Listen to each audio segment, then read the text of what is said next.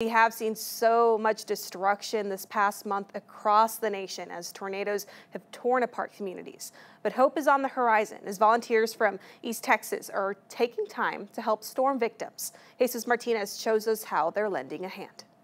It was disaster at a level, and I've done this a lot, but honestly, it was some disaster at a level that I'd never seen it before. It's damage like this from Rolling Fork, Mississippi that Patrick Johnson, founder of J-Star Ministries, says he's never seen before in his years of helping after a natural disaster.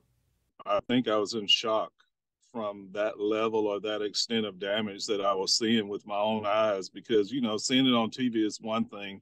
When you're up close and personal, it's a totally different thing. With help of community members, Johnson was able to buy a new trailer after it was hit by storms in Paris, Texas. Now he's made 3 trips to Mississippi and Arkansas to assist the people affected by the tornadoes in March. They say, hey, can you drive another 20 minutes because there's a dire need in Silver City, Mississippi.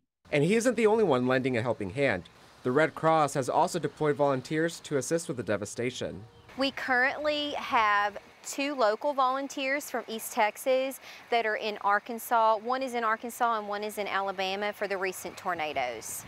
A volunteer-based organization who is ready to respond nationwide at a moment's notice. Anytime there is a large disaster, they're given the opportunity to deploy to those events. If I can make a 15-hour or 16-hour trip delivering supplies, 3 hours is nothing. So I'm going to come back down. As his latest mission led him to delivering hundreds of Easter baskets to kids affected by the storms. Bringing joy, smiles, bringing hope to someone that's maybe hopeless or helpless, letting them know that East Texans will always answer the call to help those in need. In Longview, Jesus Martinez, CBS 19.